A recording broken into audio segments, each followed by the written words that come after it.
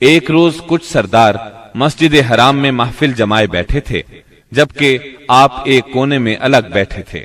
مسلمانوں کی بڑھتی ہوئی تعداد نے قریش کی پریشانی میں بہت اضافہ کر دیا تھا، لہذا اس موقع پر ابو سفیان کے خسر عتبہ بن ربیعہ نے قریش کے سرداروں سے کہا، صاحبو، اگر آپ لوگ پسند کریں تو میں جا کر محمد سے بات کروں اور ان کے سامنے چند تجاویز رکھوں، شاید کہ وہ ان میں سے کوئی تجویز مان لیں اور ہم لوگ بھی اس کو قبول کر لیں، ہو سکتا ہے اس طرح وہ ہماری مخالفت سے باز آ جائیں۔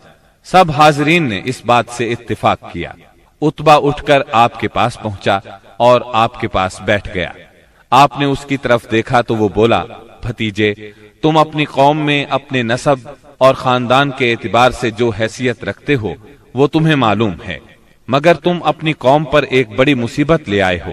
تم نے جماعت میں تفریقہ ڈال دیا ہے، ساری قوم کو تم بے وقوف ٹھہراتے ہو، قوم کے معبودوں اور اس کے دین کی برائی کرتے ہو اور ایسی باتیں کرنے لگے ہو جن کے معنی یہ ہیں کہ ہم سب کے باپ دادا کافر تھے۔ اب ذرا میری بات سنو، کچھ تجاویز تمہارے سامنے رکھتا ہوں، ان پر غور کرو، شاید کہ ان میں سے کسی کو تم قبول کر لو۔ اس کے خاموش ہونے پر آپ نے فرمایا، ابو الولید، آپ کہیں، میں سن رہا ہوں۔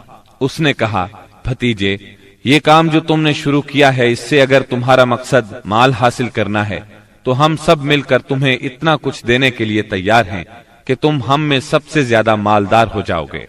اگر اس سے اپنی بڑائی چاہتے ہو تو ہم تمہیں اپنا سردار بنانے کے لیے تیار ہیں، کسی معاملے کا فیصلہ تمہارے بغیر نہیں کیا کریں گے۔ اگر بادشاہت ہی چاہتے ہو تو ہم تمہیں اپنا بادشاہ بنا لیتے ہیں، اور اگر تم پر کوئی جن آتا ہے جسے تم خود دور کرنے پر قادر نہیں ہو تو ہم بہترین طبیبوں سے اپنے خرچ پر تمہارا علاج کروا دیتے ہیں۔ عتبہ یہ باتیں کرتا رہا، آپ خاموشی سے سنتے رہے۔ جب وہ اپنی کہہ چکا تب آپ نے فرمایا، اچھا اب میری سنو۔ اس کے بعد آپ نے بسم اللہ الرحمن الرحیم پڑھ کر سورہ حامیم السجدہ کی تلاوت شروع کی۔ عتبہ اپنے دونوں ہاتھ پیچھے زمین پر ٹکائے سنتا رہا۔ جب آپ نے آیت سجدہ یعنی آیت نمبر 38 پر پہنچ کر سجدہ کیا، پھر سر اٹھا کر فرمایا، اے ابو الولید، میرا جواب آپ نے سن لیا، اب آپ جانیں اور آپ کا کام۔ ان آیات مبارکہ کا ترجمہ بھی آپ سن لیں جو رسول صلی اللہ علیہ وسلم نے عتبہ کے سامنے اس کی باتوں کے جواب میں پڑھی۔ شروع اللہ کے نام سے جو بہت مہربان نہایت رحم والا ہے۔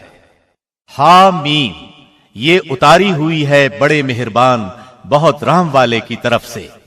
ایسی کتاب ہے جس کی آیتوں کی واضح تفصیل کی گئی ہے، اس حال میں کہ قرآن عربی زبان میں ہے، اس قوم کے لیے جو جانتی ہے۔ خوشخبری سنانے والا اور ڈرانے والا ہے، پھر بھی ان میں سے اکثر نے منہ پھیر لیا اور وہ سنتے ہی نہیں۔ اور انہوں نے کہا کہ تو جس کی طرف ہمیں بلا رہا ہے، ہمارے دل تو اس سے پردے میں ہیں اور ہمارے کانوں میں گرانی ہے، اور ہم میں اور تجھ میں ایک حجاب ہے۔ اچھا تو اپنا کام کیے جا، ہم بھی یقیناً کام کرنے والے ہیں۔ آپ کہہ دیجئے کہ میں تو تم ہی جیسا انسان ہوں، مجھ پر وحی نازل کی جاتی ہے کہ تم سب کا معبود ایک اللہ ہی ہے، سو تم اس کی طرف متوجہ ہو جاؤ اور اس سے گناہوں کی معافی چاہو، اور ان مشرکوں کے لیے بڑی ہی خرابی ہے جو زکوٰۃ نہیں دیتے اور آخرت کے بھی منکر ہی رہتے ہیں۔ بے شک جو لوگ ایمان لائیں اور بھلے کام کریں ان کے لیے نہ ختم ہونے والا اجر ہے۔ آپ کہہ دیجئے کہ کیا تم اس اللہ کا انکار کرتے ہو اور تم اس کے شریک مقرر کرتے ہو جس نے 2 دن میں زمین پیدا کر دی؟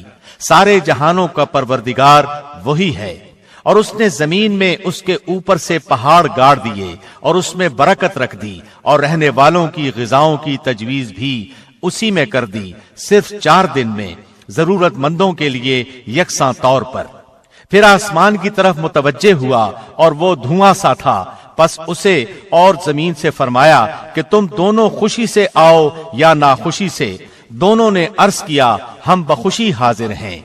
پس 2 دن میں 7 آسمان بنا دیے اور ہر آسمان میں اس کے مناسب وحی بھیج دی، اور ہم نے آسمان دنیا کو چراغوں سے زینت دی اور نگہبانی کی۔ یہ تدبیر اللہ غالب و دانا کی ہے۔ اب بھی یہ روگرداں ہوں تو کہہ دیجئے کہ میں تمہیں اس کڑک سے ڈراتا ہوں جو مثل عادیوں اور سمودیوں کی کڑک کے ہوگی۔ حبشہ میں قریش بری طرح ناکام ہو گئے۔ دوسری طرف وہاں شاہ حبشہ نے مسلمانوں کے ساتھ اعلیٰ ترین سلوک کیا، انہیں وہاں رہنے کی کھلی آزادی دی۔ ادھر مکہ معظمہ میں سیدنا حمزہ اور سیدنا عمر بن خطاب رضی اللہ عنہما نے اسلام قبول کر لیا۔ ان تمام باتوں کی بنا پر کفار کا زور ٹوٹنے لگا۔ دوسری طرف آپ کی تبلیغی کوششوں سے مسلمانوں کی تعداد میں روز بروز اضافہ ہوتا جا رہا تھا اور قبائل میں بھی اسلام پھیلتا جا رہا تھا۔ اس صورتحال نے قریش کو مجبور کیا کہ وہ نئے سرے سے حالات کا جائزہ لیں اور اسلام کی بڑھتی ہوئی مقبولیت میں مزید اضافہ نہ ہونے دیں۔ چنانچہ قریش مکہ ایک جگہ جمع ہوئے۔ مشورے کے بعد بنی ہاشم اور بنی مطلب سے معاشرتی قطع تعلق کا فیصلہ کیا۔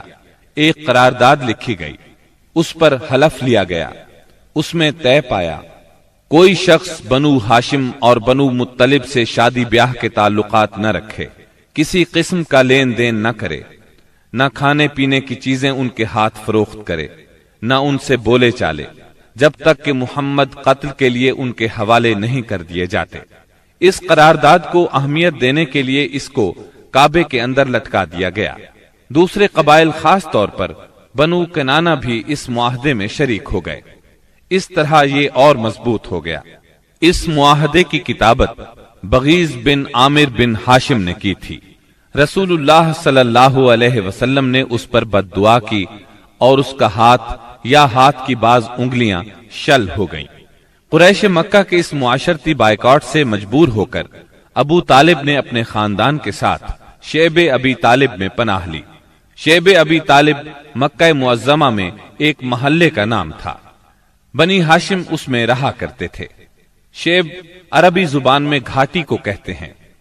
یہ محلہ کوہ ابو قبیس کی گھاٹیوں میں سے ایک گھاٹی میں واقع تھا اور ابو طالب بنی ہاشم کے سردار تھے، اس لیے شیب ابی طالب کہا جاتا تھا۔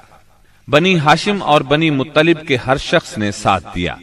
مسلمانوں نے ان کی وجہ سے اور کفار کے خاندانی اور نسبتی تعلق کی بنا پر محصور ہونا قبول کیا۔ بنو ہاشم میں سے صرف ابو لہب نے قریش مکہ کا ساتھ دیا اور وہ شہر ہی میں مقیم رہا۔ بنو ہاشم اور بنو مطلب کے 3 سال اس گھاٹی میں گزرے۔ یہ 3 سال اس قدر سخت، تنگ دستی، غربت اور تکالیف کے تھے کہ بھوک کی شدت سے بچوں کے بلبلانے کی آوازیں راستہ چلتے لوگوں کو سنائی دیتی تھیں، مگر سنگ دل کفار ان چیخوں کو سن کر خوش ہوتے تھے۔ مسلمانوں نے ان 3 برسوں میں درختوں کے پتے اور چمڑے کھا کر پیٹ کی آگ بجھائی۔ سعد بن ابی وقاص رضی اللہ عنہ فرماتے ہیں، میں بھوکا تھا، اتفاق سے رات کے وقت میرا پاؤں کسی چیز پر پڑا، میں نے اس چیز کو اٹھایا اور نکل گیا، مجھے اب تک معلوم نہیں کہ وہ کیا چیز تھی۔ اسی طرح اونٹ کی کھال کا سوکھا ہوا چمڑا انہیں کہیں راستے میں پڑا مل گیا، انہوں نے پانی سے دھو کر اس کو جلایا اور صفوف بنا کر پانی کے ساتھ کھا کر 3 راتیں بسر کی۔ یہ معاشرتی بائیکاٹ اتنا شدید تھا کہ قریش نے کھانے پینے کی اشیاء کا لے جانا بھی بند کر دیا تھا۔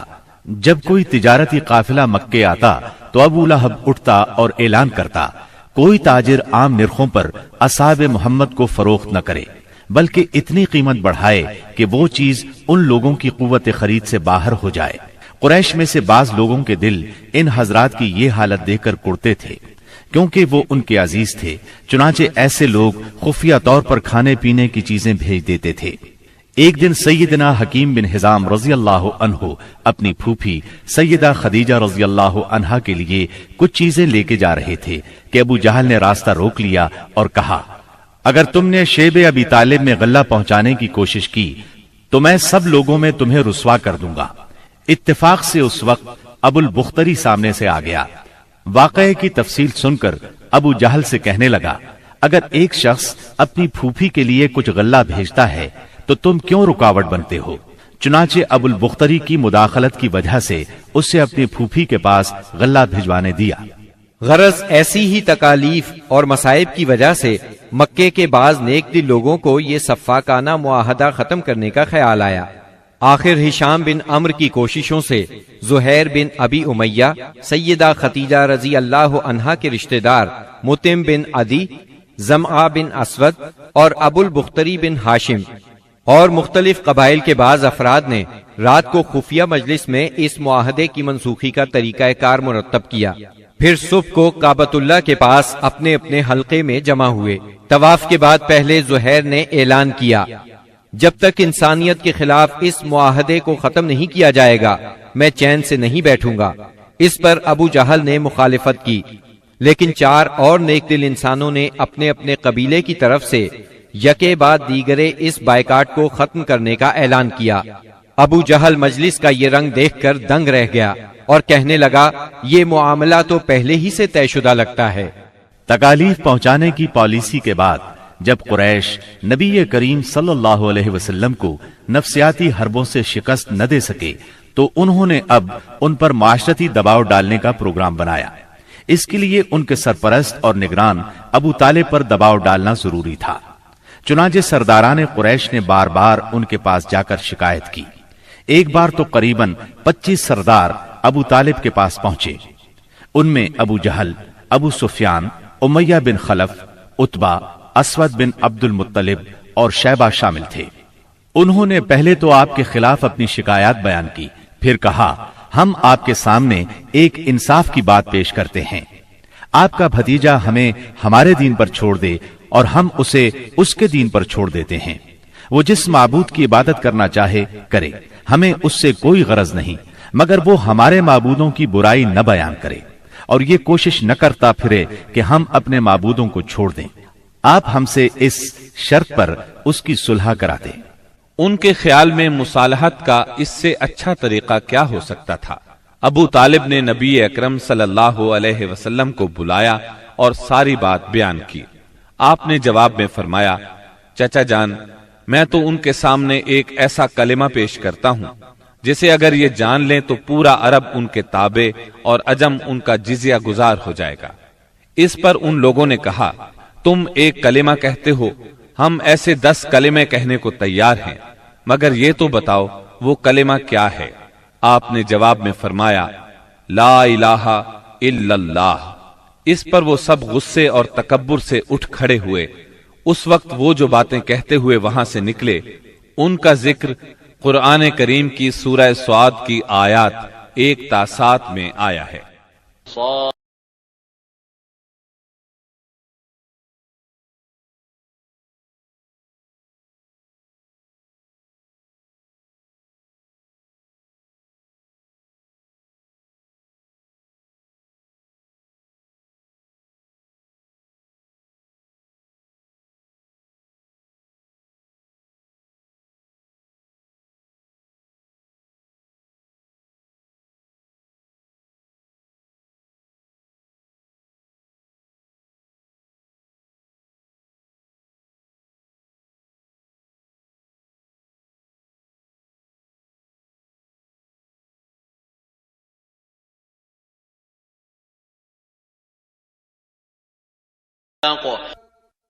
صاد، اس نصیحت والے قرآن کی قسم، بلکہ کفار غرور و مخالفت میں پڑے ہوئے ہیں۔ ہم نے ان سے پہلے بھی بہت سی امتوں کو تباہ کر ڈالا تو انہوں نے ہر چند چیخ پکار کی، لیکن وہ وقت چھٹکارے کا نہ تھا۔